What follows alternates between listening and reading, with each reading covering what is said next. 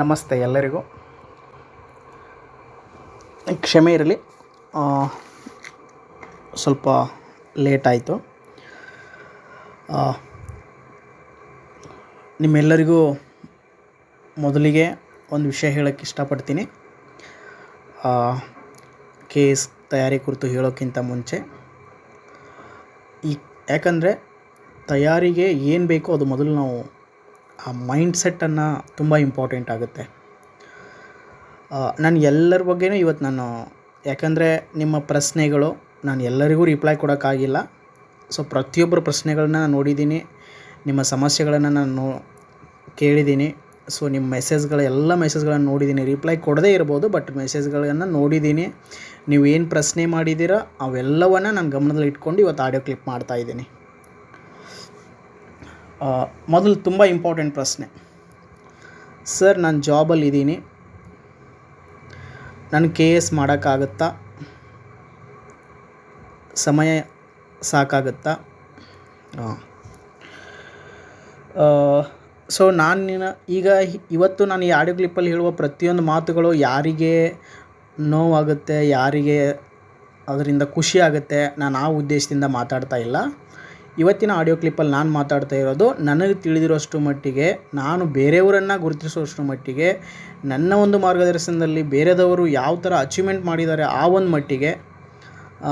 So ನಾನು ಅವರನ್ನು example ಸಮೇತ, ಉದಾಹರಣೆ ಸಹಿತ ನಾನು ಅವ್ರಿಗೆ ಇಲ್ಲಿ ನಾನು ಮಾತಾಡೋಕ್ಕೆ ಇಷ್ಟಪಡ್ತೀನಿ ಇವತ್ತು. ಸೊ ಇದರಿಂದ ನಾನು ಯಾರಿಗೆ ಡಿಮೋಟಿವೇಟ್ ಮಾಡಬೇಕಂತಾಗಲಿ, ನನ್ನ ಲೈಫಲ್ಲಿ ನಾನು ಡಿಮೋಟಿವೇಟ್ ಮಾಡಿದ್ದು ಯಾರಿಗೂ ಗೊತ್ತಿಲ್ಲ. ಇಷ್ಟು ದಿನ ನನ್ನ ಗ್ರೂಪಲ್ಲಿ ನೀವು ಇದ್ದರೆ ಪ್ರತಿಯೊಬ್ಬರು ಆಡಿಯೋ ಕ್ಲಿಪ್ ಕೇಳಿದ್ರೆ ಗೊತ್ತೇ ಇರುತ್ತೆ. ಓಕೆ, ಬಟ್ ಇವತ್ತು ಸತ್ಯ ಮಾತಾಡೋಣ. ಸುಮ್ಮನೆ ಒಬ್ಬರ ಜೀವನ ಇದು ಮಾಡೋದು ಬೇಡ. ಅದಕ್ಕೆ ನಾನು ಯಾರಿಗೂ ರಿಪ್ಲೈ ಕೊಟ್ಟಿಲ್ಲ. ಓಕೆ, ಈಗ ಬರೋಣ. KS ಅಂತ ಪರೀಕ್ಷೆ ಈಗ ಆಲ್ರೆಡಿ ನೀವು SDA, FDA, PSI, PDO ತುಂಬ ಬೇರೆ ಬೇರೆ ಡಿಪಾರ್ಟ್ಮೆಂಟ್ದವ್ರು ಕಾಲ್ ಮಾಡಿದ್ದೀರಾ, ಮೆಸೇಜ್ ಮಾಡಿದ್ದೀರಾ. ಸಾರಿ, ನಾನು ನಿಮ್ಮೆಲ್ಲರಿಗೂ ಕ್ಷಮೆ ಕೇಳ್ತೀನಿ. ದಯವಿಟ್ಟು ತಪ್ಪು ತಿಳಿಬೇಡಿ. ನಿಮಗೆ ಕಾಲ್ ರಿಸೀವ್ ಮಾಡಿಲ್ಲ, ಆಮೇಲೆ ನಿಮ್ಮ ಮೆಸೇಜ್ ರಿಪ್ಲೈ ಬಂದಿಲ್ಲ ಅಂತ ಫಸ್ಟಿಗೆ ನಾನು ಸಾರಿ ಕೇಳ್ತೀನಿ. ಎಲ್ಲರಿಗೂ ಆಗಲ್ಲ. ನಿಮಗೂ ಅದ್ರ ಬಗ್ಗೆ ಸ್ವಲ್ಪ ಅರ್ಥ ಮಾಡ್ಕೋತೀರಂತ ನಾನು ಭಾವಿಸ್ತೀನಿ. ಬಟ್ ನಿಮ್ಮೆಲ್ಲರ ಕ್ವಶನ್ಗೂ ನಾನು ಇವತ್ತಿನ ಆಡಿಯೋ ಕ್ಲಿಪ್ಪಲ್ಲಿ ಉತ್ತರ ಕೊಡ್ತೀನಿ. ಓಕೆ, ಅದ್ರ ಬಗ್ಗೆ ವರಿ ಬೇಡ. ಬೇರೆ ಬೇರೆ ಡಿಪಾರ್ಟ್ಮೆಂಟಲ್ಲಿ ಇದ್ದೀರಾ. ಆಲ್ಮೋಸ್ಟ್ ಎಲ್ಲರೂ ಆಲ್ಮೋಸ್ಟ್ B ಗ್ರೇಡ್, ನಾನ್ ಗೆಸ್ಟೆಡ್ B ಗ್ರೇಡ್ವರೆಗೂ ಎಲ್ಲರೂ ಒಂದೇ ಕ್ವಶನ್. ಸರ್, ನಮಗಾಗುತ್ತಾ KS ಡಿಪಾರ್ಟ್ಮೆಂಟಲ್ಲಿ ಇದ್ಕೊಂಡು? ಸ್ಟಾರ್ಟಿಂಗ್ ಬರೋಣ. ಈ KS ಅನ್ನೋ ಪರೀಕ್ಷೆ ಈಗ ಆಲ್ರೆಡಿ 3 ವರ್ಷದಿಂದ ಕೂತ್ಕೊಂಡು ಓದ್ತಿದ್ದಾರೆ. ದೇವರಾಣೆ ಓದ್ತಿದ್ದಾರೆ. ನನ್ನ ಗೊತ್ತಿರೋರು ತುಂಬ ಜನ ಓದ್ತಿದ್ದಾರೆ. ಸೊ ಇಲ್ಲಿ ಪ್ರಶ್ನೆ ಬರೋದು ಏನು ಗೊತ್ತಾ? ಪ್ರಿಲಿಮ್ಸನ್ನು ಈಸಿಯಾಗಿ ಕ್ರ್ಯಾಕ್ ಮಾಡ್ತೀರಾ ನೀವು ಯಾರೇನು ಡಿಪಾರ್ಟ್ಮೆಂಟ್ ಇದ್ದೀರಾ, SDA, FDA, PDO, PSI, AE, JE, ನೀವೇನು ಬೇರೆ ಬೇರೆ ಎಲ್ಲ ನಾನ್ ಟೆಕ್ನಿಕಲ್ ನೀವು ಆಲ್ಮೋಸ್ಟ್ ನೀವು ಯಾವ DRF, RF, forest department almost B grade ಪೋಸ್ಟಲ್ಲಿರೋರು, ನೀವೆಲ್ಲರೂ KPSC ಬಗ್ಗೆ ಐಡಿಯಾ ಇರುತ್ತೆ. ರೀಸೆಂಟಾಗಿ ಎಕ್ಸಾಮ್ ಪಾಸ್ ಆಗಿರ್ತೀರ. ನಿಮಗೆ ಜಸ್ಟ್ ಕೆಲವೊಬ್ಬರು ಟೆಕ್ನಿಕಲ್ ಬ್ಯಾಕ್ಗ್ರೌಂಡು, ನಾನ್ ಟೆಕ್ನಿಕಲ್ ಬ್ಯಾಕ್ಗ್ರೌಂಡ್ದವರು ಸೆಕೆಂಡ್ ಪೇಪರ್ ಜಾಸ್ತಿ ಫೋಕಸ್ ಮಾಡಿ ಪ್ರಿಲಿಮ್ಸ್ ಕ್ಲಿಯರ್ ಮಾಡ್ಕೊತೀರ ಆರಾಮಾಗಿ. ಇನ್ನು ಫಸ್ಟ್ ಪೇಪರ್ದವರು current events, economic survey, budget, first paper ಚೆನ್ನಾಗಿ ಮಾಡ್ಕೊಂಡು ನೀವು ಪ್ರಿಲಿಮ್ಸನ್ನು ಕವರ್ ಮಾಡ್ಕೊತೀರ. ಈಸಿಯಾಗಿ ಮಾಡ್ಕೊಂಡ್ಬಿಡ್ತೀರ. ಅಲ್ಲಿ ನೀವು ಯಾರಿಗೆ ಹೆಲ್ಪ್ ಮಾಡೋದಂಗೆ ಆಗುತ್ತೆ ಗೊತ್ತಾ? ಆಲ್ರೆಡಿ ಓದಿ ಕೂತವ್ರಿಗೆ ತುಂಬ ಹೆಲ್ಪ್ ಮಾಡ್ತೀರ ನೀವು. ಯಾಕಂತ ಗೊತ್ತಾ? ನೀವು ಏನು ಮಾಡ್ತೀರಾ, ರಜಾ ಸಿಗಲ್ಲ ನಿಮಗೆ. ಓಕೆ, ರಜಾ ಸಿಗಲ್ಲ ನಿಮಗೆ. ಎಷ್ಟೇ ರಜಾ ಸಿಕ್ಕರೂ 2-3 ಮಂತ್ಸ್ ಲಾಸ್ಟ್, ಇದು ಸತ್ಯ. ಅದಕ್ಕಿಂತ ಜಾಸ್ತಿ ರಜಾ ಸಿಕ್ಕರೆ ಒಂದು ಮೆಡಿಕಲ್ ಲೀವ್ ತೊಗೋಬೇಕು, ಇನ್ನೊಂದು ಲಾಸ್ ಆಫ್ ಪೇಮೆಂಟಲ್ಲಿ ಓದಬೇಕು. ಸೊ ಎಲ್ಲರೂ ಸಿಚುವೇಶನ್ಗಳು ಒಂದೇ ಇಲ್ಲ ಇಲ್ಲಿ. ಫಸ್ಟ್ ಮೊದಲು ಮಾತಾಡೋಣ. ಯಾಕಂದರೆ ಎಲ್ಲರೂ ಲಾಸ್ ಆಫ್ ಪೇಮೆಂಟಲ್ಲಿ ಓದೋಕ್ಕಾಗಲ್ಲ, ಎಲ್ಲರೂ ಮೆಡಿಕಲ್ ಲೀವಲ್ಲಿ ಸಿಗಲ್ಲ. ಆ ರೀತಿ ಎಷ್ಟೇ ಸಿಕ್ಕಿದ್ರು ಅಂದರೆ 2-3 ಮಂತ್ಸ್. 2-3 ಮಂತ್ಸಲ್ಲಿ KS ಕವರ್ ಮಾಡೋಕ್ಕಾಗತ್ತಾ? ನಿಜ ಹೇಳಬೇಕಂದ್ರೆ ದಯವಿಟ್ಟು ಆಗಲ್ಲ. ಯಾಕಂದರೆ KS ಮೇನ್ಸ್ GS ಒಂದೇ ಮಾಡೋಕ್ಕಾಗಲ್ಲ. ಹಂಗೆ ಕೂತ್ಕೊಂಡು ನೋಟ್ಸ್ ಮಾಡ್ಕೊಂಡು ಚೆನ್ನಾಗಿ ಓದಿದ್ರೆ, ನೀವು ಯಾರ್ದೋ ನೋಟ್ಸ್ ಬರ್ದಿದ್ದು ಓದ್ಕೊಂಡು ಯಾರ್ದೋ ಇದು ಮಾಡ್ಕೊಂಡು ಓದಿದರೆ ಅದು ನಿಮಗೇನು ಎಫೆಕ್ಟ್ ಆಗುತ್ತೆ? ಒಂದು ವೇಳೆ ಬೇರೆದವ್ರ ನೋಟ್ಸ್ ನೀವು ಓದಿದರೂ ಕೂಡ ಅದನ್ನು ನೀವು ತೆಗಿಯೋವರೆಗೂ ಎಫೆಕ್ಟಿವ್ ಆಗಲ್ಲ. ಯಾಕಂದರೆ ಇಡೀ ಸಿಲೆಬಸ್ ಮೇಲೆ ನಿಮಗೆ ಈಗ ಭಾರತ ಮತ್ತು ಕರ್ನಾಟಕ ಸಾಂಸ್ಕೃತಿಕ ಪರಂಪರೆ GS 1 ಫಸ್ಟ್ ಪಾರ್ಟು, ಆ ಸಿಲೆಬಸ್ಸೇ ಒಂದು ಬುಕ್ ಥರ ಇದೆ, ಅದು ಹಿಸ್ಟ್ರಿ. ಓಕೆ, ಅದ್ರ ಮೇಲೆ ನಿಮ್ಗೆ ಕ್ವಶನ್ ಬರೋದೆಷ್ಟು? 7. ಯಾವ ಕ್ವಶನ್ ಬರುತ್ತೆ? ನೋ. ಓಕೆ, ಇಡೀ ಸಿಲೆಬಸನ್ನು ಕವರ್ ಮಾಡಿದಾಗ ನಮಗೆ ಬರೋ ಕ್ವಶನ್ ಎಷ್ಟು 7, ಅದು ಪರ್ಫೆಕ್ಟಾಗಿ ಬರ್ದು ತೆಗೆದಾಗ ಮಾತ್ರ ನಾವು 7 ಎಕ್ಸಾಕ್ಟಾಗಿ ನೀಟಾಗಿ ಆನ್ಸರ್ ಬರ್ಬೋದು. ಸೊ ನೀವು ಬರೀ ಓದಿ ಆ ಒಂದು ಆಫಿಷಿಯಲ್ ಮೈಂಡ್ಸೆಟ್ಟಲ್ಲಿ ಆ ಒಂದು ಏನು ನೆಗೆಟಿವ್ ಇದರಲ್ಲಿ ಆಮೇಲೆ ಪ್ರೆಷರಲ್ಲಿ ನೀವು ಓದ್ಕೊಂಡು ನೀಟಾಗಿ ಆನ್ಸರ್ ಬರೋಕ್ಕಾಗಲ್ಲ. ಮತ್ತು ಹೋದ ಸರಿ ತುಂಬ ಜನ ಏನು ತಪ್ಪು ಮಾಡಿದ್ದಾರೆ, ನನಗೆಲ್ಲ ಎಕ್ಸಾಂಪಲ್ ಯಾಕೆ ಕೊಡ್ತಾ ಇದ್ದೀನಿ ಅಂದರೆ, ಸೊ ಏನು ಮಾಡಿದ್ದಾರೆ, ಮೇನ್ಸು ಪ್ರಿಲಿಮ್ಸ್ ಆದ ತಕ್ಷಣ ರಜೆ ಹಾಕೊಂಡ್ಬಿಟ್ಟಿದ್ದಾರೆ. ಒಂದು 30-40% ಸಿಲೆಬಸ್ಗೆ ಕವರ್ ಮಾಡಿದ ಮೇಲೆ ಮತ್ತೆ ಜಾಯ್ನ್ ಆಗಿದ್ದಾರೆ. ಮತ್ತೆ ಜಾಯ್ನ್ ಆದಮೇಲೆ ಎಕ್ಸಾಮ್ ನಿಯರ್ ಬಂದಮೇಲೆ ಒಂದು 15 ದಿನ 1 ತಿಂಗಳು ಮಾಡ್ಕೊಂಡಿದ್ದಾರೆ. ಅವಾಗ ಮತ್ತೆ ಒಂದು ಸ್ವಲ್ಪ ಓದ್ಕೊಂಡು ಎಕ್ಸಾಮ್ ಬರೆದಿದ್ದಾರೆ. ಇವರೆಲ್ಲ ಏನು ಮಾಡ್ತಿದ್ದಾರೆ ಅಂದರೆ, ನಮ್ಮ ಕನ್ನಡ ಮೀಡಿಯಮ್ ಸ್ಟೂಡೆಂಟ್ಸ್ ಇವರೆಲ್ಲ almost English medium Kannada medium students almost, but ಜಾಸ್ತಿ 80% ಎಲ್ಲ ನಮ್ಮ ಕನ್ನಡ ಮೀಡಿಯಮ್ ಸ್ಟೂಡೆಂಟ್ಸೇ ಇದರಲ್ಲಿ. ಅವ್ರು ಏನು ಮಾಡ್ತಾರೆ, ಹೋಗಿ ಮೇನ್ಸ್ ಬರೀತಾರೆ, ಅಬ್ಬಬ್ಬ ಅಂದರೆ ಇಂಟರ್ವ್ಯೂ ಕ್ವಾಲಿಫೈಡ್ ಆಗ್ತಾರೆ. ಇಂಟರ್ವ್ಯೂನು ಕೆಲವೊಂದು ಒನ್ಲಿ 20-25% ಅಷ್ಟೇ ಇಂಟರ್ವ್ಯೂ ಕ್ವಾಲಿಫೈಡ್ ಆಗ್ತಾರೆ. ಇನ್ನು 70-75% ಇಂಟರ್ವ್ಯೂ ಕ್ವಾಲಿಫೈಡ್ ಆಗೋದೇ ಇಲ್ಲ ನಮ್ಮ ಕನ್ನಡ ಮೀಡಿಯಮ್ದವರು. ಯಾಕೆ ಗೊತ್ತಾ? ಸಿಲೆಬಸ್ ಕವರ್ ಆಗಿರಲ್ಲ, ಏನು ಓದಿರ್ತಾರೆ ಅದು ಕೂಡ ಕನ್ಫ್ಯೂಸಲ್ಲೇ ಓದಿರ್ತಾರೆ, ಪ್ರೆಷರಲ್ಲೇ ಓದಿರ್ತಾರೆ. ಓಕೆ, ಪ್ರೆಷರಲ್ಲೇ ಓದಿರ್ತಾರೆ. ಸೊ ಅದು ಹೋಗಿ ಎಕ್ಸಾಕ್ಟಾಗಿ ಯಾವ ಕ್ವಶನ್ ಬಂದಿರುತ್ತೆ, ಏನು ಬರುತ್ತೆ ಅದಕ್ಕೆ ಎಕ್ಸಾಕ್ಟಾಗಿ ಆನ್ಸರ್ ಬರ್ದಿರಲ್ಲ. ಇನ್ನು ಕೆಲವೊಬ್ಬರು ಕಷ್ಟಪಟ್ಟು ಕೆಲವೊಂದು ತಮ್ಮ ಸಬ್ಜೆಕ್ಟಲ್ಲಿ ಯಾವ್ದು ಗ್ರಿಪ್ ಇರುತ್ತೆ ಆ ಸಬ್ಜೆಕ್ಟನ್ನೇ ಪರ್ಫೆಕ್ಟ್ ಹಾಕ್ಕೊಂಡು ಅವ್ರು ಬರೆದಿರ್ತಾರೆ, ಇಂಟ್ರಿ ಕ್ವಾಲಿಫೈಡ್ ಆಗ್ತಾರೆ. ಇನ್ನು ಕೆಲವೊಬ್ಬರು ಇದು ಮುಂದೆ ಏನು ಬರುತ್ತೆ ಕನ್ನಡ ಮೀಡಿಯಮ್ದವ್ರು ಜಾಸ್ತಿ ಸೆಲೆಕ್ಟ್ ಆಗಲಿಲ್ಲ. ಅದು ಸೆಕೆಂಡರಿ ಇರೋಣ, ಮೊದಲು ನಾವು ಎಷ್ಟು ಚೆನ್ನಾಗಿ ಬರೆದಿದ್ದೀವಿ ಹಾಗಂತೇಳಿ ಇಲ್ಲಿ ಯಾರನ್ನೂ ದೋಷಿಸೋದಿಲ್ಲ. ಓಕೆ, ಸೊ ನಾನು ನಿಮಗೆ ಒಂದು ಹೇಳೋದು, ಓಕೆ ನಿಮಗೆ ಈಗ ಬೇರೆ ಬೇರೆ ಟೆಕ್ನಿಕಲ್ ಟೆಕ್ನಿಕಲ್ದವ್ರಿಗೆ ಬೇರೆ ಬೇರೆ A grade B grade post ಆಗ್ತಿದ್ದಾವೆ, ನಾನ್ ಟೆಕ್ನಿಕಲ್ದವ್ರಿಗೆ A grade B grade post ಆಗ್ತಿದ್ದಾವೆ. ಓಕೆ, ಆಮೇಲೆ ನಿಮಗೆ ಒಂದು ಹೇಳ್ತೀನಿ, KS ಮಾಡಲೇಬೇಕಾ? ಕೂತ್ಕೊಂಡ್ಬಿಡಿ, ಕೂತ್ಕೊಂಡು ಓದಬೇಕು ಅಷ್ಟೇ. 10 ತಿಂಗಳು ಮೇನ್ಸ್ ಮುಗಿಯೋವರೆಗೂ ಎದ್ದೇಳಕ್ಕೆ ಹೋಗ್ಬಾರ್ದು. ಸುಮ್ಮನೆ ಆ ಕಾಟಾಚಾರಕ್ಕೆ KS ಆಗಲ್ಲ. ಯಾರೋ ಒಬ್ರು ಹೇಳ್ತಾರೆ ನಾನು ಜಾಬ್ ಮಾಡ್ಕೊಂಡು ಮಾಡಿದೆ, ನಾನು ಹಂಗೆ ಮಾಡ್ದೆ, ಅವೆಲ್ಲ ಸುಳ್ಳದು. ಅವ್ರು ಮಿನಿಮಮ್ ಏನು ಅಂದರೆ 6 ಮಂತ್ಸ್ ಆದರೂ ವರ್ಕ್ ಮಾಡಿರ್ತಾರೆ ಜಾಬ್ ಬಿಟ್ಟು. ಒಂದು ವೇಳೆ ಜಾಬಲ್ಲಿ ಇದ್ಕೊಂಡು ಓದಿದ್ರು ಕೂಡ ಅವ್ರ ಕೆಲಸ ಇಲ್ಲರಲ್ಲ, ಅವರು ಡಿಪಾರ್ಟ್ಮೆಂಟಲ್ಲಿ ಯಾವ ಡಿಪಾರ್ಟ್ಮೆಂಟಲ್ಲಿ ಇರ್ತಾರೆ ಅಲ್ಲಿ ಕೆಲಸ ಇಲ್ಲದೆ ಅದನ್ನು ಓದ್ತಾನೆ ಕೂತಿರ್ತಾರೆ ಅವರು. ಸೊ ಇದು ಮಾತ್ರ ಸತ್ಯ. ಜಾಬ್ ಮಾಡ್ಕೊಂಡು ಸ್ಟಡಿ ಮಾಡೋಕ್ಕೆ ಸಾಧ್ಯ. ಅವ್ರು ಏನು ಜಾಬ್ ಮಾಡ್ಕೊಂಡು ನಾನು KS ಮಾಡ್ಕೊಂಡೆ, ನೋ ವೇ, ಸ್ಟಡಿ ಮಾಡಿರಲೇಬೇಕು. ಇದು ಸತ್ಯ. ಸುಮ್ಮನೆ ಮೋಸ ಹೋಗಬೇಡಿ, ಮಾಡೋಕ್ಕಾಗಲ್ಲ.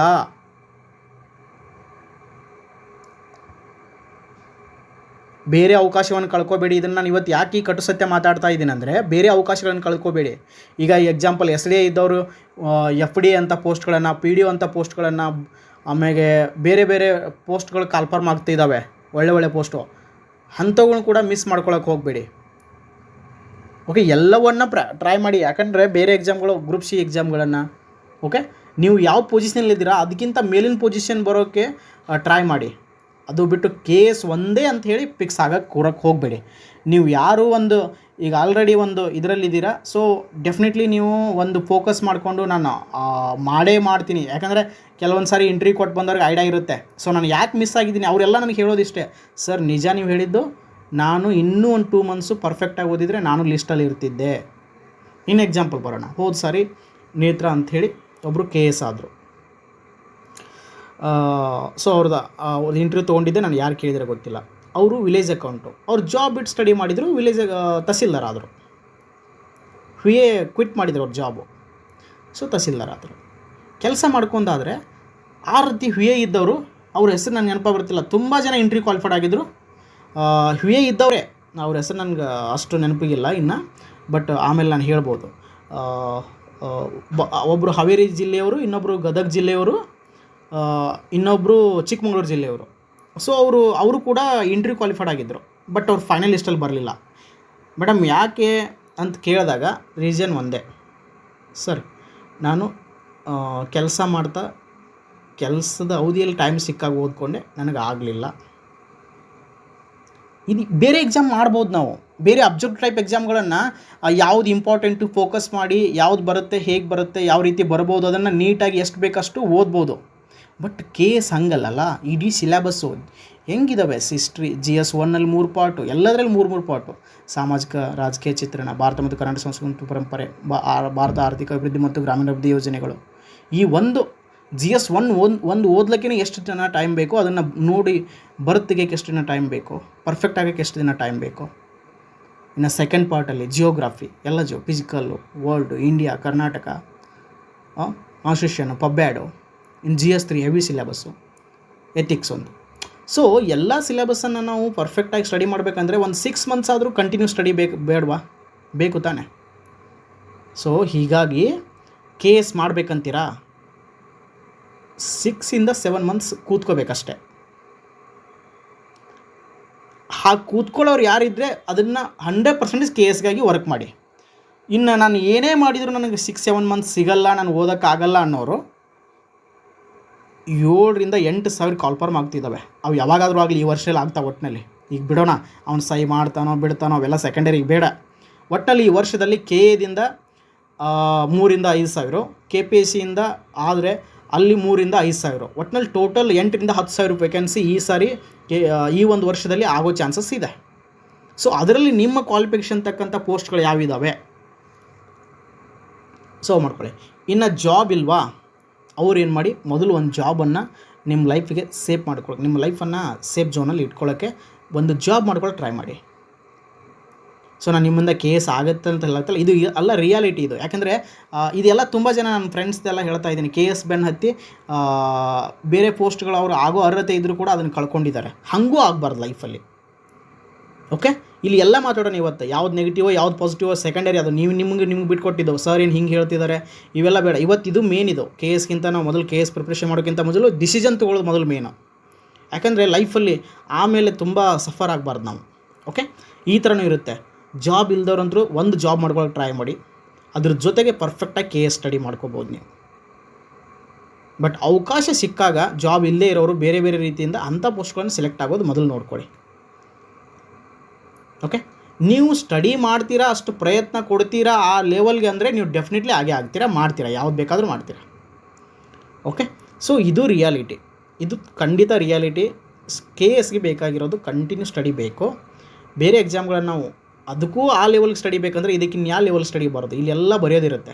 ಓಕೆ, ಸೊ ಅದಕ್ಕಾಗಿ ಇಲ್ಲಿ ಮೇನ್ ಹೇಳ್ತಾ ಇರೋದು ಡಿಸಿಷನ್ನು ನಿಮ್ಮ ಮೇಲೆ ಡಿಪೆಂಡು. ನಾನು ಹೇಳೋದಲ್ಲ, ಯಾರು ಟೈಮ್ ಕೊಡೋಕ್ಕಾಗುತ್ತೆ 6-7 ಮಂತ್ಸು ಅವರು ಯಾವ ಟೆನ್ಷನ್ ಇಲ್ದೇ ಆರಾಮಾಗಿ ಒಳ್ಳೆ ರಿಸೋರ್ಸನ್ನು ಕಲೆಕ್ಷನ್ ಮಾಡ್ಕೊಂಡು ಪರ್ಫೆಕ್ಟಾಗಿ ಸ್ಟಡಿ ಮಾಡ್ತಾ ಕೂತ್ರೆ ಡೆಫಿನೆಟ್ಲಿ KSನ್ನು ಅಚೀವ್ಮೆಂಟ್ ಮಾಡ್ಬೋದು. ಸೊ ಇದು ಎಲ್ಲರ ಮೈಂಡಲ್ಲಿ ಇರಲಿ. ಇದು ನಾನು ಇಷ್ಟೊತ್ತು ಹೇಳಿದ್ದು ನೀವು ಆಡಿಯೋ ಕ್ಲಿಪ್ ಕೇಳಿದ ಮೇಲೆ ನಿಮಗೆ ಸರಿ ಅನ್ನಿಸ್ತಾ, ಸರ್ ಈ ಥರನಾ ಹಿಂಗೆ ಅಂತ ನೀವು ದಯವಿಟ್ಟು ಇವತ್ತು ನಾಳೆ 10 ಗಂಟೆವರೆಗೂ ನೀವು ನನಗೆ ಟೆಲಿಗ್ರಾಮ್ ಲಿಂಕ್ ಕೊಟ್ಟಿರ್ತೀನಿ. ನೀವು ನಾಳೆ 10 ಗಂಟೆವರೆಗೂ ನನಗೆ ಮೆಸೇಜ್ ಮಾಡಿ ಕೇಳ್ಬೋದು. ನಾನು ನೋಡಿ, ಈಗ ಮೊನ್ನೆನೇ ನಾನು ಟೆಲಿಗ್ರಾಮ್ ಆಫ್ ಮಾಡ್ತೀನಿ ಅಂತ ಅಂದ್ಕೊಂಡಿದ್ದೆ. ಬಟ್ ನಿಮ್ಮೆಲ್ಲರ ಒಂದು ಅದೇನು ನಿಮ್ಮ ಒಂದು ಸೊ ಮನಸ್ಥಿತಿ, ನನಗೆ ಆ ನೋವು ಅಂದರೆ ನೀವೆಲ್ಲ ಕೋರಿಕೆ, ನಿಮ್ಮ ಬೇಡಿಕೆ ಮೇಲೆ ನನಗೆ ಮನಸ್ಸು ಆಗ್ತಾಯಿಲ್ಲ. ಸೊ ಅದಕ್ಕಾಗಿ ನಾನು ಈ 3-4 ದಿನದ ಹಿಂದೆ ಬಂದ್ ಮಾಡಬೇಕಾಗಿತ್ತು, ಬಂದ್ ಮಾಡಲಿಲ್ಲ ನಾನು. ಯಾಕಂದರೆ ಸೊ ನಿಮ್ಮೆಲ್ಲರಿಗೂ ಒಂದು ಉತ್ತರ ಕೊಟ್ಟು ಆಮೇಲೆ ನಾನು ಟೆಲಿಗ್ರಾಮನ್ನು ತೆಗಿಬೇಕಂತ ಸೊ ಡಿಸೈಡ್ ಮಾಡಿದ್ದು. ಅದಕ್ಕೆ ಎಲ್ಲದಕ್ಕೂ ಒಂದು ಆಡಿಯೋ ಕ್ಲಿಪ್ ಮಾಡಿದರೆ ಅನುಕೂಲ ಆಗುತ್ತಂತೇಳಿ ನಾನು ಇನ್ನೂ ಟೆಲಿಗ್ರಾಮನ್ನು ಇದು ಮಾಡಲಿಲ್ಲ. ಸೊ ನಿಮ್ಮೆಲ್ಲರೂ ಒಂದು ಮೆಸೇಜಸ್ಸು, ಕಾಲ್ಸು ನೋಡಿ ಸೊ ನಾನು ಈ ಡಿಸಿಷನ್ ಬಂದಿದ್ದು. ತಪ್ಪು ತಿಳ್ಕೊಬೇಡಿ, ಯಾರು ಭಾವಿಸ್ಬೇಡಿ. ಓಕೆ, ದಯವಿಟ್ಟು ಯಾರು ಆಮೇಲೆ ನಿಮ್ಗೆ ಏನು ಅನಿಸುತ್ತೆ ಮೆಸೇಜ್ ಮಾಡಿ ನೀವು ಟೆಲಿಗ್ರಾಮ್ಗೆ ಇದು ನಿಮ್ಮ ಅಭಿಪ್ರಾಯ, ಅನಿಸಿಕೆಯನ್ನು ತಿಳಿಸ್ಬೋದು. ಓಕೆ, ನಿಮಗೇನು ಸಮಸ್ಯೆ ಹೇಗೆ ಅಂತ. ಓಕೆ, ಒಟ್ಟಿನಲ್ಲಿ ಈ ರೀತಿ ನೀವು KS ಓದಬೇಕಂತೀರಾ, ಕೂತ್ಕೊಂಡ್ಬಿಟ್ರೆ ಖಂಡಿತ ಹಾಗೇ ಆಗುತ್ತೆ. ಅದರಲ್ಲಿ 2 ಮಾತು ಬೇಡ. ಯಾರು ಕೂತ್ಕೋತೀರಾ 7 ಮೇನ್ಸ್ ಮುಗಿಯೋವರೆಗೂ ಡೆಫಿನೆಟ್ಲಿ ಮಾಡ್ತೀರಾ. ಓಕೆ, ಇನ್ನು ನೀವು ಹೇಗೆ, ನಾನು ಇಷ್ಟೊತ್ತು ಎಲ್ಲರದನ್ನೇ ಎಕ್ಸಾಂಪಲ್ ತೊಗೊಂಡೆ. ಜಾಬ್ ಇಲ್ಲದೇ ಇರೋರು, ಆಲ್ರೆಡಿ ಜಾಬಲ್ಲಿ ಇದ್ದವರು, ಬೇರೆ ಬೇರೆ ಪೊಸಿಷನಲ್ಲಿದ್ದವರು, ಯಾರು ಹೆಂಗೆ ಏನು ಅಂತ ನಾನು ಎಕ್ಸಾಂಪಲ್ ಕೊಟ್ಟು ಹೇಳಿದೆ. ಅದ್ರ ಮೇಲೆ ನೀವು ಯಾವ್ಯಾವ ನಿಮ್ಮ ಪೊಸಿಷನ್, ಈಗ ನಿಮ್ಮ ಸಿಚುವೇಶನ್ ಯಾವ ಥರ ಇದೆ, ಅದ್ರ ಮೇಲೆ ನೀವು ಹೆಂಗೆ ಡಿಸಿಷನ್ ತೊಗೋತೀರಾ ಇನ್ನು ನಿಮಗೆ ಬಿಟ್ಕೊಟ್ಟಿದ್ದು. ಅದ್ರ ಬಗ್ಗೆ ನಾನು ಏನು ಹೇಳಲ್ಲ. ಬಟ್ ಒಂದು ಹೇಳ್ತೀನಿ, ಯಾರ ಕಡೆಯಿಂದನೂ ಆಗಲ್ಲ ಅಂತಲ್ಲ, ನೀವು ಎಷ್ಟು ಅವರ್ಸು KSಗೆ ಓದ್ತೀರಾ, ಎಷ್ಟು ಫೋಕಸ್ಸಾಗಿ ಓದ್ತೀರಾ, ಡಿಸ್ಟರ್ಬೆನ್ಸ್ ಇಲ್ಲದೆ ಓದ್ತೀರಾ, ಸೊ ಅದು ಭಾಳ ಇಂಪಾರ್ಟೆಂಟ್ ಆಗುತ್ತೆ. ನಿಮ್ಮ ಡಿಸಿಷನ್ ಇನ್ನು ನಿಮಗೆ ಬಿಟ್ಕೊಟ್ಟಿದ್ದದು ಯಾವ ರೀತಿ ತೊಗೊತೀರಾ. ಓಕೆ, ಇನ್ನು ಪ್ರಿಪ್ರೇಷನ್ಗೆ ಬರೋಣ. ಮೊದಲು ಪ್ರಿಲಿಮ್ಸ್ಗೆ. ನಾನು ಮೊದಲು ಆರ್ಟ್ಸ್ ಬ್ಯಾಕ್ಗ್ರೌಂಡಿಂದ ಸ್ಟಾರ್ಟ್ ಮಾಡ್ತೀನಿ. ನಮ್ಮ ಕಲಾ ವಿಭಾಗ, ನಮ್ಮ ಆರ್ಟ್ಸ್ ಹುಲಿಗಳಿಗೆ ನಾನು ಒಂದೇ ಹೇಳೋದು, ಯಾವುದೇ ಕಾರಣಕ್ಕೂ ಭಯ ಬೇಡ. ಬೇಕಾಗೇ ಇಲ್ಲ, ಹೆದರೋದು ಮಾತೇ ಇಲ್ಲ. ಓಕೆ, ಎಲ್ಲರೂ ಅಂದ್ಕೊಂಡಿರ್ತಾರೆ ಇಲ್ಲ ಸೆಕೆಂಡ್ ಪೇಪರ್ದವರು ಮೆಡಿಕಲ್ಲು ಟೆಕ್ನಿಕಲ್ದವರು ಮೆಡಿಕಲ್ದವರು, ಸೊ ಅವರು ಅಲ್ಲಿ ಹೈ ಸ್ಕೋರ್ ಮಾಡ್ಕೊಂಡು ಅವರೇ ಜಾಸ್ತಿ ಎಂಟ್ರಿ ಕ್ವಾಲಿಫೈಡ್ ಆಗ್ತಾರೆ. ನಿಮ್ಗೆ ಒಂದು ಮಾತು ಹೇಳ್ತೀನಿ, ಆರ್ಟ್ಸ್ ಸ್ಟೂಡೆಂಟ್ಸ್ದವರು ಹಿಸ್ಟ್ರಿ, ಜಿಯೋಗ್ರಫಿ, ಎಕನಾಮಿ, ಪಾಲಿಟಿ ಓದಿರ್ತೀರಾ. ನೀವು ಎಕನಾಮಿಕ್ ಸರ್ವೇನೂ ಓದ್ತೀರಾ ಸೆಕೆಂಡ್ ಪೇಪರಲ್ಲಿ, ಎನ್ವೈರ್ಮೆಂಟು ಓದ್ತೀರಾ, ಸೈನ್ಸು ಓದ್ತೀರಾ, ಮೆಂಟಲ್ ಅಬಿಲಿಟಿ ಚೆನ್ನಾಗಿ ಪ್ರಾಕ್ಟೀಸ್ ಮಾಡ್ತೀರಾ, ಅದನ್ನೂ ಮಾಡ್ತೀರಾ. ಯಾರು ಇಲ್ಲಿ ಜಾಸ್ತಿ ಆದವರು? ಕೀಳರಿಮೆ ಬೇಡ ಇಲ್ಲಿ, ಯಾವುದರಲ್ಲಿ ಕೀಳರಿಮೆ ಬೇಡ. ನೀವು ಮಾಡಲ್ಕಾಗಿ ಮೆಂಟಲ್ ಅಬಿಲಿಟಿ ಸೈನ್ಸಿಂದ ದೂರ ಉಳಿದಿರ್ತೀರ. ಮಾಡಿ ಪ್ರಾಕ್ಟೀಸು, ನಿಮಗೆ ಬರುತ್ತೆ. ಬಟ್ ಅವ್ರು ನಿಮಗೆ ಹಂಗೆ ನೀವು ಕಂಪೇರ್ ಮಾಡೋಕ್ಕೆ ಹೋದರೆ ಪಾಪ ಅವರು ಟೆಕ್ನಿಕಲ್ದವರು ಮೆಡಿಕಲ್ದವರು ಇಲ್ಲಿ ಹಿಸ್ಟ್ರಿ ಓದಬೇಕು, ಎಕನಾಮಿ ಓದಬೇಕು. ಓಕೆ, ಎರಡೂ ಸಬ್ಜೆಕ್ಟ್ ಅವ್ರಿಗೆ ಹೊಸದೇ, SLC ಮಾತ್ರ. ಹಿಸ್ಟ್ರಿ ಓದಬೇಕು, ಜಿಯೋಗ್ರಫಿ ಓದಬೇಕು, ಎಕನಾಮಿ ಓದಬೇಕು, ಇಂಡಿಯನ್ ಕಾನ್ಸ್ಟಿಟ್ಯೂಷನ್ ಬಿಡಿ, ಅದೇನು ಸಬ್ಜೆಕ್ಟ್ ಥರಲ್ಲಿ ಎಲ್ಲರೂ ಅದನ್ನು ಕಾಮನ್ ಅದು. ಓಕೆ, ಸೊ ಇಲ್ಲಿ ನಿಮಗೆ ಅವ್ರಿಗೆ ಡಿಫ್ರೆನ್ಸ್ ಏನಿಲ್ಲ. ನೀವು ಅದನ್ನು ಮೈಂಡ್ ಹಂಗೆ ಕ್ರಿಯೇಟ್ ಮಾಡ್ಕೊಂಡ್ಬಿಟ್ಟಿದ್ರೆ ಅಷ್ಟೇ. ಆ ರೀತಿ ಏನೂ ಇಲ್ಲ. ಇಲ್ಲಿ ಪ್ರಿಲಿಮ್ಸ್ ಎಲ್ಲರೂ ಚೆನ್ನಾಗಿ ಮಾಡ್ಬೋದು. ಓಕೆ, ನಮ್ಮ ಆರ್ಟ್ಸ್ ಸ್ಟೂಡೆಂಟ್ಸ್ ಸರ್ ಒಂದು ಹೇಳ್ತೀನಿ, ಆ ತಪ್ಪು ಕಲ್ಪನೆಯಿಂದ ಹೊರಗೆ ಬನ್ನಿ. ನಾವು ಫಸ್ಟ್ ಪೇಪರಲ್ಲಿ ಸ್ಕೋರ್ ಮಾಡ್ಬೋದು, ಸೆಕೆಂಡ್ ಪೇಪರಲ್ಲಿ ಆಗಲ್ಲ. No way. ಸೆಕೆಂಡ್ ಪೇಪರಲ್ಲೇ ನೀವು ಜಾಸ್ತಿ ಸ್ಕೋರ್ ಮಾಡ್ಬೋದು. ಮಾಡಿ ಪರ್ಫೆಕ್ಟಾಗಿ. ಇಡೀ ಹಿಸ್ಟ್ರಿಯನ್ನು ಓದಬೇಕಾದ್ರೆ ಈ ಏನ್ಸೆಂಟ್, ಮೆಡಿವಲ್, ಮಾಡರ್ನ್, ಕರ್ನಾಟಕ, ಇಷ್ಟೆಲ್ಲ ಓದಬೇಕು. ಅದೇ ನೀವು ಅದು ಒಂದು ಸಬ್ಜೆಕ್ಟ್ ಓದಿದಾಗ ಇಡೀ ಮತ್ತು ಸೈನ್ಸ್ ಮತ್ತು EVS ಅನ್ನು ಓದ್ಕೊಂಡ್ಬಿಡ್ಬೋದು ನಾವು. ಎಷ್ಟು ಬಂತು? 60ಇಂದ 80 ಮಾರ್ಕ್ಸ್ ಬಂತು. ಅಲ್ಲಿ ಹಿಸ್ಟ್ರಿಯಿಂದ ಎಷ್ಟು ಬಂತು? 30 ಮಾರ್ಕ್ಸ್ ಬಂತು. ಏನು ಅದು 15 ಕ್ವಶನ್ ಕೇಳಿದರೆ. ಸೊ ಅಂದರೆ ನಾನಿಲ್ಲಿ ಹೇಳ್ತಾ ಇರೋದು ಆ ಸಬ್ಜೆಕ್ಟನ್ನು ನೆಗ್ಲೆಕ್ಟ್ ಮಾಡಬೇಕು, ಈ ಸಬ್ಜೆಕ್ಟನ್ನು ನೆಗ್ಲೆಕ್ಟ್ ಮಾಡಬೇಕಂತಲ್ಲ, ಇದಕ್ಕೆ ಜಾಸ್ತಿ ಓದ್ ಕೊಡಬೇಕು, ಅದು ಕಡಿಮೆ ಓದ್ ಕೊಡಬೇಕಂತಲ್ಲ. ಜಸ್ಟ್ ಒಂದು ಸ್ಟ್ರಾಟಜಿ ಹೇಳಿದೆ ನಾನು. ಟೈಮನ್ನು ಯಾವುದಕ್ಕೆ ನಾವು ಬಳಕೆ ಮಾಡಬೇಕಂತ ನಾನು ಎಕ್ಸಾಂಪಲ್ ಕೊಟ್ಟೆ ಅಷ್ಟೇ. ಹೌದು ತಾನೆ? ಒಂದು ಹಿಸ್ಟ್ರಿ ಅಷ್ಟು ಏನ್ಸೆಂಟ್, ಮೆಡಿವಲ್, ಮಾಡರ್ನ್, ಕರ್ನಾಟಕ ಇವು 4 ಓದೋ ಟೈಮಲ್ಲಿ ಸೈನ್ಸ್ ಮತ್ತು EVS ಅನ್ನು ಓದ್ಬೋದು. ಅದನ್ನು ಮೊದಲು ಮುಗಿಸ್ಕೊಂಬಿಡಿ. ಓಕೆ, ಜೊತೆಗೆ ಮೆಂಟಲ್ ಅಬಿಲಿಟಿ ಪರ್ಫೆಕ್ಟ್, ಜೊತೆಗೆ daily current events, economic survey, budget next ಬರುತ್ತೆ. ಬಜೆಟ್ ಆದಮೇಲೆ economic survey, budget, state programs, current events, current events. So second ಪೇಪರಲ್ಲಿ ನೀವು ಇಷ್ಟು ಚೆನ್ನಾಗಿ ಸ್ಕೋರ್ ಮಾಡ್ಬೋದಲ್ಲ. ಯಾರು ಮೆಂಟಲ್ ಅಬಿಲಿಟಿ ಮತ್ತು ಸೈನ್ಸು, ಎಕನಾಮಿಕ್ ಸರ್ವೆ, ಬಜೆಟು, ಪ್ರೋಗ್ರಾಮ್ಸನ್ನು ನೋಡ್ಕೊತಾರೆ, ಕರೆಂಟ್ ಇವೆಂಟ್ಸು, ಅವರು 140ವರೆಗೂ ಸೆಕೆಂಡ್ ಪೇಪರಲ್ಲೇ ನೆಗೆಟಿವ್ ತೆಗಿಬೋದು. ಸೊ ಮೈಂಡ್ ಇಟ್ಕೊಳ್ಳಿ. ಆರ್ಟ್ಸ್ ಸ್ಟೂಡೆಂಟ್ಸ್ದವ್ರಿಗೆ ಹೇಳ್ತಿರೋದು ನಾನು ಇದನ್ನು. ಇನ್ನು ಟೆಕ್ನಿಕಲ್ ಬ್ಯಾಕ್ಗ್ರೌಂಡ್ದವರು, ಮೆಡಿಕಲ್ ಬ್ಯಾಕ್ಗ್ರೌಂಡ್ ಮಾಡ್ತಾರೆ ಅವರು ಸೆಕೆಂಡಲ್ಲಿ. ಯಾಕಂದರೆ ಸೈನ್ಸ್ ಚೆನ್ನಾಗಿರುತ್ತೆ, EVS ಓದ್ಕೊಂಡಿರ್ತಾರೆ, ಮೆಂಟಲ್ ಅಬಿಲಿಟಿ ಚೆನ್ನಾಗಿರುತ್ತೆ. ಅದ್ರ ಜೊತೆಗೆ ಅವರು economic survey, budget, current events, schemes ಓದ್ಕೊಂಡ್ಬಿಟ್ರೆ ಅವ್ರು ಮಾಡ್ತಾರೆ. ಅವ್ರ ಜೊತೆಗೆ ನಮಗೆ ಮಾಡೋಕ್ಕಾಗಲ್ಲ ಅಂತ ನೀವು ನಮ್ಮ ಆರ್ಟ್ಸ್ದವ್ರು ನೀವು ಯಾವತ್ತೂ ಅಂದ್ಕೊಳಕ್ಕೆ ಹೋಗಬೇಡಿ. ಓಕೆ, ನೀವು ಮಾಡ್ಬೋದು. ಓಕೆ, ಏನಿಲ್ಲ, ಪರ್ಫೆಕ್ಟಾಗಿ ಈ ಮೈಂಡ್ಸೆಟ್ ಮೊದಲು ಇರಲಿ. ಒಂದು ಮಾತು ಹೇಳ್ತೀನಿ, ಯಾವ ಕೆಟಗರಿಲಿದ್ದೀರ ಗೊತ್ತಿಲ್ಲ, ಯಾರಿದ್ದೀರ ಗೊತ್ತಿಲ್ಲ, 200 ಟಾರ್ಗೆಟ್ ಇಟ್ಕೊಂಡು ಪ್ರಿಲಿಮ್ ಸ್ಟಡಿ ಮಾಡಿ ಈ ಸಾರಿ. ಆಮೇಲೆ ನೋಡೋಣ ಅದು ಕೆಟಗರಿ ಎಷ್ಟು ನಿಲ್ಲುತ್ತೆ, ಎಷ್ಟಿದ್ದು ಅದು ಬೇಡ ನಮಗೀಗ. ಯಾವುದೇ ಕೆಟಗರಿ ನಿಮಗಿಂದು ಎಲ್ಲ ರಿಸರ್ವೇಷನ್ ಇದಾವೆ ಅಂತ ತಿಳ್ಕೊಳ್ಳಿ. ಅವರು ಕೂಡ 200 ಟಾರ್ಗೆಟ್ ಇಟ್ಕೊಂಡೆ KS ಪ್ರಿಲಿಮ್ಸನ್ನು ನೀವು ಫೋಕಸ್ ಮಾಡಿ ಸ್ಟಡಿ ಮಾಡಿ. ಈ ಸಾರಿ ಹೆವಿ ಕಾಂಪಿಟೇಷನ್ ಇದೆ, ತುಂಬ ದಿನಗಳಿಂದ ಹೆಚ್ಚು ಪೋಸ್ಟ್ಗಳಿದ್ದಾವೆ. ಓಕೆ, ಅದಕ್ಕಾಗಿ 200 ಟಾರ್ಗೆಟ್ ಇಟ್ಕೊಂಡು 200 ನೆಗೆಟಿವ್ ತೆಗೆದು 200 ಸ್ಕೋರ್ ಮೇಲೆ ಆಗಬೇಕು ನಮ್ಮದು. ಅಷ್ಟು ಟಾರ್ಗೆಟ್ ಇಟ್ಕೊಂಡೆ ಸ್ಟಡಿ ಮಾಡಿ ನೀವು. ಓಕೆ, ಸೊ ಇದು ಮೈಂಡ್ಸೆಟ್ಟಲ್ಲಿ ಇರಲಿ ತಮಗೆ ಮೊದಲು ಎಲ್ಲರಿಗೂ. ಅದು ಬಿಟ್ಕೊಂಡು ನನ್ನ ಕಾಸ್ಟ್ 160 ಆದರೆ ಆಗುತ್ತೆ, 170 ಇದೆ, ಈಗಲೇ ಡಿಸೈಡ್ ಮಾಡ್ಕೊ ಹೋಗಬೇಡಿ ನೀವೇ ಕಟಪ್ಪನ್ನು. ಅಡ್ವಾನ್ಸೇ ಕಟಪ್ ಸರ್, ಕಟಪ್ ಎಷ್ಟು ನಿಲ್ಬೋದು, ಇನ್ನೂ ಎಕ್ಸಾಮ್ ಇಲ್ಲೋ, ಕ್ವಶನ್ ಪೇಪರ್ ಹೆಂಗೋ ಏನೋ, ಏನು ಕೇಳ್ತೀರಾ, ಏನು ಮಾಡ್ತೀರಾ ಅಂತ ಕೆಲವೊಮ್ಮೆ ನನಗೂ ವಿಚಿತ್ರ ಅನಿಸುತ್ತೆ ನಿಮ್ಮ ಕ್ವಶನ್ಗಳು ನೋಡಿ. ಸೊ ಅದಕ್ಕಾಗಿ ಕಟಪ್ ಬಗ್ಗೆ ತಲೆ ಕೆಡಿಸ್ಕೊಳ್ಳಾರ್ದೆ ನಿಮ್ಮ ಸ್ಟಡಿ ಬಗ್ಗೆ 200 ಬಿಲೋ 200 ಕಟಪ್ ಇಟ್ಕೊಳ್ಳೋಕ್ಕೆ ಹೋಗಬೇಡಿ. ಅದು SC ದವ್ರು ಇರಲಿ, ನೀವು GM ದವ್ರು ಇರಲಿ. ವುಮನ್ ಯಾರು ಇನ್ನು ವುಮನ್ದವ್ರು ನಾವು ಇಲ್ಲ ಸರ್ ನಮಗೆ ಕಡಿಮೆ ನಿಲ್ಲುತ್ತೆ ಅದೇ ಮೈಂಡ್ ಸೆಟ್ಟಲ್ಲಿ ಓದೋಕ್ಕೆ ಹೋಗಬೇಡಿ. ತುಂಬ ಕೂಗ್ತೀರಾ ಅಲ್ಲಿ, ನೀವು ಅಲ್ಲಿ ಸೋಲ್ತೀರಾ. ನಾನು ಹೇಳ್ತಿರೋದು ಜನರಲ್ ವುಮನ್ ಹೇಳ್ತಿರೋದು, ಕೆಟಗರಿ ವುಮನ್ಸ್ಗೆ ಎಲ್ಲರಿಗೂ ಹೇಳ್ತಾ ಇರೋದು. ನೀವು ವುಮನ್ ಅಂದ್ಕೊಂಡು ನೀವು ಅದರಲ್ಲಿ ನಿಮ್ಮನ್ನು ನೀವೇ ನೆಗೆಟಿವ್ ಮಾಡ್ಕೊಳಕ್ಕೆ ಹೋಗಬೇಡಿ, ನಿಮ್ಮನ್ನು ನೀವೇ ಅಲ್ಲಿ ನೀವು ಕುಗ್ಸಕ್ಕೆ ಹೋಗಬೇಡಿ. ನೀವು ಜಿ ಎಮ್, ನನಗೆ ಯಾವ ರಿಸರ್ವೇಷನ್ ಇಲ್ಲ, ನಾನು ಜಿ ಎಮ್ಮಲ್ಲೇ ಸೆಲೆಕ್ಟ್ ಆಗಬೇಕು ಅನ್ನೋ ಆ ಥರ ಸ್ಟಡಿ ಮೈಂಡ್ ಇಟ್ಕೊಂಡು ಸ್ಟಡಿ ಮಾಡ್ಕೊಳ್ಳಿ. ನಿಮಗೆ ಮೇನ್ಸಿಗೆ ಹೆಲ್ಪ್ ಆಗುತ್ತೆ. ರಿಸರ್ವೇಷನ್ ನಿಮಗೆ ಯಾವಾಗಾದ್ರೂ ಇದ್ದೇ ಇರುತ್ತದೆ, ನಿಮ್ಮ ಕೈ ಬಿಟ್ಟು ಎಲ್ಲೂ ಹೋಗಲ್ಲ. ಇರೋ ರಿಯಾಲಿಟಿ ಮಾತಾಡ್ತಾ ಇದ್ದೀನಿ ನಾನು ಇವತ್ತು. ಸೊ ಇವತ್ತು ನಾನು ಸ್ಟಡಿ ಬಗ್ಗೆ ಪ್ರಿಪ್ರೇಷನ್ ಮಾಡೋಕ್ಕಿಂತ ಈ ಒಂದು ವಿಷಯಗಳು ತುಂಬ ಇಂಪಾರ್ಟೆಂಟ್. ಯಾಕಂದರೆ ನೀವು ಸ್ಟಡಿ ಬಗ್ಗೆ ಸಿಲೆಬಸ್ ಇರುತ್ತೆ, ರಿಸೋರ್ಸ್ ಇರುತ್ತೆ, ಓದ್ತೀರಾ. ಆಮೇಲೆ ಯಾವ ರೀತಿ ಓದಬೇಕನ್ನೋದು ನಮ್ಮ ಓಲ್ಡ್ ಆಡಿಯೋ ಕ್ಲಿಪ್ಪಲ್ಲಿ ತುಂಬ ಚೆನ್ನಾಗಿ ಹೇಳಿದ್ದೀನಿ. ವಿತ್ ಸಬ್ಜೆಕ್ಟಲ್ಲಿರೋ ಚಾಪ್ಟರ್ಗಳು ಅನ್ಸೋಕ್ಕೆ ಹೇಗೆ ಓದಬೇಕಂತ ಹೇಳಿದ್ದೀನಿ ನಾನು ಹಿಂದಿನ ಆಡಿಯೋ ಕ್ಲಿಪ್ಗಳಲ್ಲಿ. ದಯವಿಟ್ಟು ಹೋಗಿ ಕೇಳಿ ಅದನ್ನು. ಸೊ ಇವತ್ತು ನಾನು ಹೇಳ್ತಾ ಇರೋದಿಲ್ಲಿ ನಿಮ್ಮನ್ನು ಯಾವ ರೀತಿ ಅಂದರೆ ನನಗೆ ಗೊತ್ತಿರೋದಷ್ಟು ನಿಮ್ಮನ್ನು ಯಾವ ರೀತಿ KSಗೆ ಸರಿದಾರಿಯಾಗಿ ನಿಮಗಲ್ಲಿ ನಾನು ಟಚ್ ಮಾಡಿಸ್ಬೇಕಂತ ಅಷ್ಟೇ ನಾನು ಇವತ್ತು ಉದ್ದೇಶ ಇರೋದು. ಓಕೆ, ಅದಕ್ಕಾಗಿ ಹೇಳ್ತಾ ಇದ್ದೀನಿ. ಈ ರೀತಿ ವಿಷಯಗಳೆಲ್ಲ ಇವೆ ನಮ್ಮ ಪ್ರಿಪ್ರೇಷನ್ಗೆ, ಇವೇ ತುಂಬ ಮ್ಯಾಟ್ರ್ ಆಗ್ತಾವೆ. ಮೊದಲು ಸಿಲ್ಲಿ ಮ್ಯಾಟ್ರ್ಗಳೆಲ್ಲ ಇದನ್ನು ನೀವು ಮನಸ್ಸಲ್ಲಿ ಇಟ್ಕೊಳ್ಳಿ, ಹೇಳ್ತೀನಿ ನಾನು. ಓಕೆ, ಇನ್ನು ಗೊತ್ತಿಲ್ಲ ರಿಸೋರ್ಸನ್ನು ನಾನು ಅವ್ರದ್ದು ರಿಸೋರ್ಸ್ ಚೆನ್ನಾಗಿದೆ, ಇವ್ರ ರಿಸೋರ್ಸ್ ಚೆನ್ನಾಗಿದೆ ಅಂತ ಹೇಳೋಕ್ಕಾಗಲ್ಲ. ನನಗೆ ಸರಿ ಅನಿಸಿದ ರಿಸೋರ್ಸ್ಗಳನ್ನು ನಾನು ಹೇಳ್ತಾ ಇದ್ದೀನಿ ಇಲ್ಲಿ. KSಗೆ ಹಿಂಗೆ ಫಸ್ಟಿಗೆ ನಾನು ಕನ್ನಡ ಮೀಡಿಯಮ್ದವ್ರು ಹೇಳ್ಕೊತ ಹೋಗ್ತೀನಿ. ನಮ್ಮ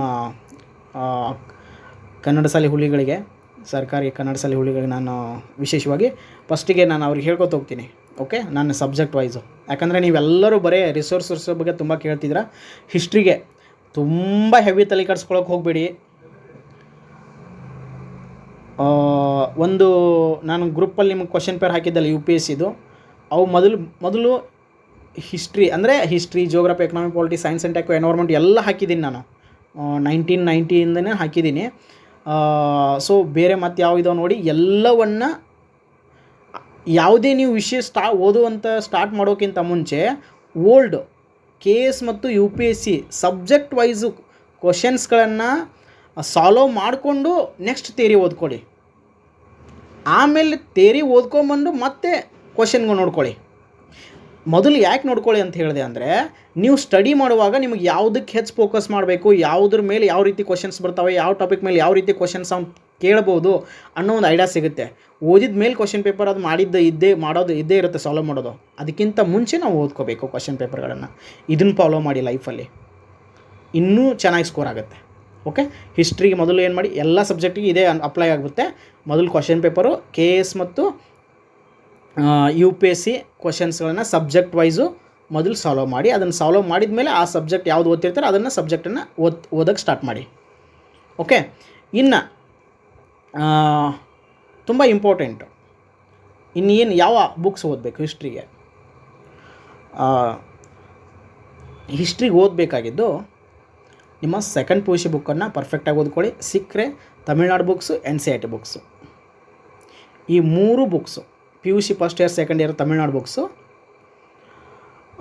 ನಮ್ಮ ಸೆಕೆಂಡ್ PUC ಬುಕ್ಸು. ನೀವೆಲ್ಲ 6th ಇಂದ 10th ಓದಿರ್ತೀರ, ನಾನು ಅದ್ರ ಬಗ್ಗೆ ಹೇಳ್ಕೊತ ಹೋಗಲ್ಲ. ಈಗ ಸುಮ್ಮನೆ 6ರಿಂದ 10 ಓದಿ ನೀವೆಲ್ಲ ಓದಿರ್ತೀರ. ಈಗ ನಾವು ಅದ್ರ ಬಗ್ಗೆ ಹೇಳಲ್ಲ.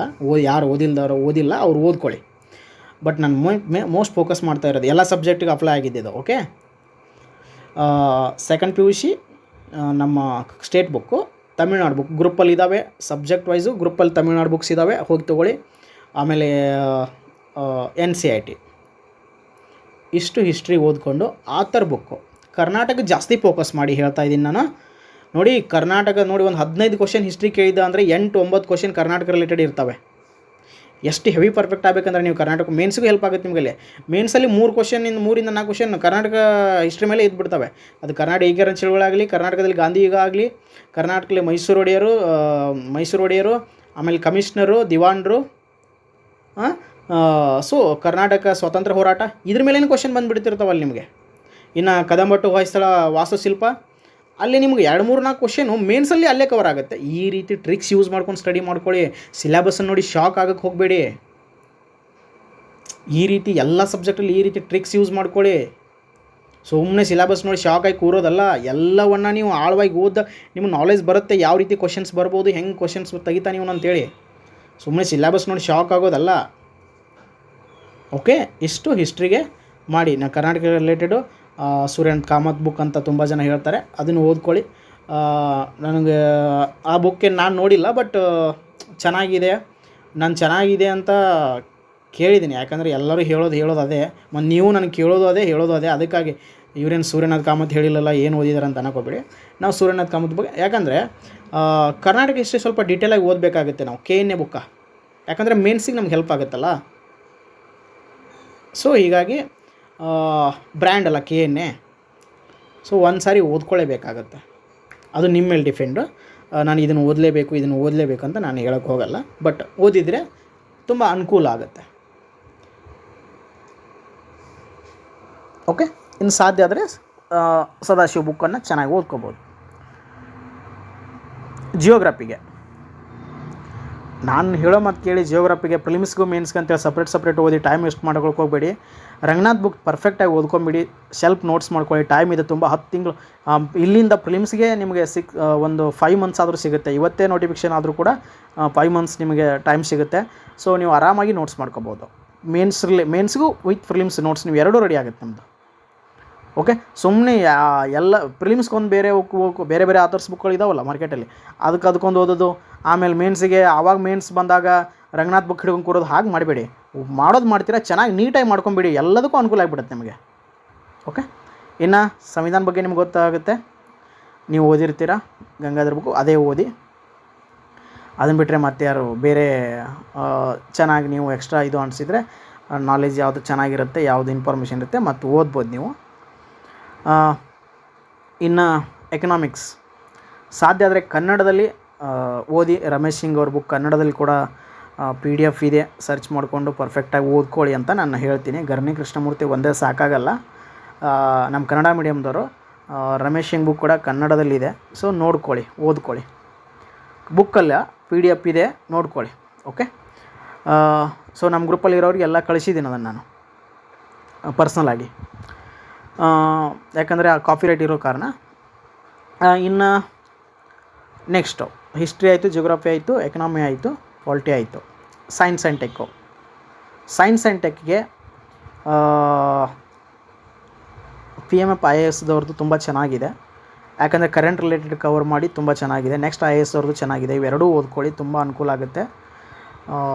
ಸೊ ಕನ್ನಡ ಮೀಡಿಯಮ್ದವ್ರು ಕೂಡ ಅದನ್ನು ತೊಗೊಂಡು, ಏನು ಜಾಸ್ತಿ ಇಲ್ಲ, 100-150 ಪೇಜ್ ಅಷ್ಟೇ ಇದ್ದಾವೆ, ಅದನ್ನು ಟ್ರಾನ್ಸ್ಲೇಟ್ ಮಾಡ್ಕೊಂಡು ಸ್ಟಡಿ ಮಾಡ್ಕೊಳ್ಳಿ. ದಯವಿಟ್ಟು ಕನ್ನಡ ರಿಸೋರ್ಸ್ ಮೇಲೇ ಸೈನ್ಸ್ ವಿಷಯ ಮತ್ತು ಸೈನ್ಸ್ ವಿಷಯದ ಮೇಲೆ ಕನ್ನಡ ಮ್ಯಾಟ್ರ್ ಮೇಲೆ, ಯಾಕಂದರೆ ಕನ್ನಡದಲ್ಲಿ ನಿಮ್ಮ ಥಿಯರಿಯಲ್ಲಿ ತುಂಬ ಚೆನ್ನಾಗಿ ಬುಕ್ ಸಿಗ್ತವೆ. 4G ಸೈನ್ಸ್ ಆಗಲಿ, ವೆಂಕಟರಮಣ ಆಗಲಿ, ನಿಮ್ಗೆ ಥಿಯರಿ ಬುಕ್ ಚೆನ್ನಾಗಿದ್ದಾವೆ.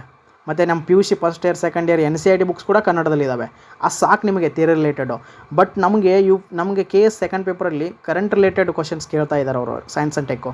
ಅದಕ್ಕಾಗಿ ಸೊ ಈ ಇಂಗ್ಲೀಷ್ ರಿಸೋರ್ಸನ್ನು ಕಂಪಲ್ಸರಿ ನೀವು ಯೂಸ್ ಮಾಡಲೇಬೇಕು. ಇಲ್ಲಿ ಸ್ವಲ್ಪ ಅಲ್ಲಿ ಏನಿಲ್ಲ, ನಿಮಗೆ ಕನ್ನಡದಲ್ಲಿ ನೀವು ಆರಾಮಾಗಿ ಟ್ರಾನ್ಸ್ಲೇಟ್ ಮಾಡ್ಕೋಬೋದು ಅದನ್ನು ಈಸಿಯಾಗಿ, ಪರ್ಫೆಕ್ಟಾಗಿ. ಓಕೆ, ಮಾಡ್ಕೊಂಡು ಓದ್ಕೊಳ್ಳಿ. ಒಂದೊಂದು ಪೇಜೇ ನೀವು ಟ್ರಾನ್ಸ್ಲೇಟ್ ಮಾಡ್ಕೊಂಡು ಓದಿದ್ರು 100-150 ಪೇಜ್ ಇರ್ತವೆ. ಆರಾಮಾಗಿ ಓದ್ಕೊಂಡು ನಿಮ್ಮ ಶಾರ್ಟ್ ನೋಟ್ಸ್ ಮಾಡ್ಕೊಂಬಿಡಿ.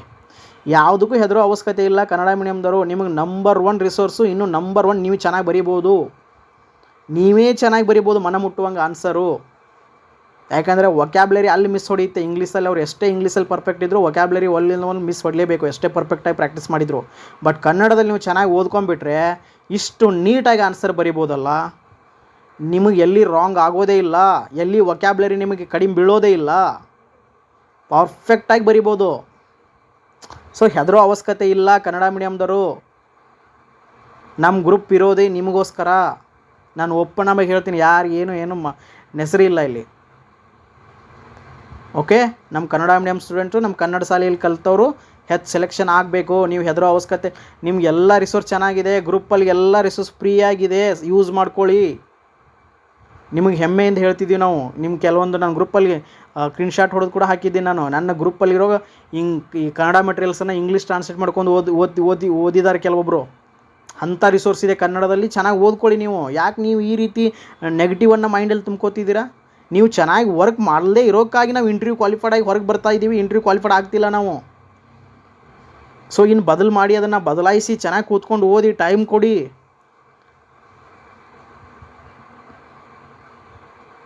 ನೀವು ಆರಾಮಾಗಿ FD SDA PDO PSI ಆಗಿ ಹೋಗಿಬಿಡ್ತೀರಾ. ಅದು ಆಗಿ ಇಟ್ಕೊಂಡು 2-3-4 ತಿಂಗಳು ಓದ್ತೀರಾ. ಹೆಂಗಾಗುತ್ತೆ?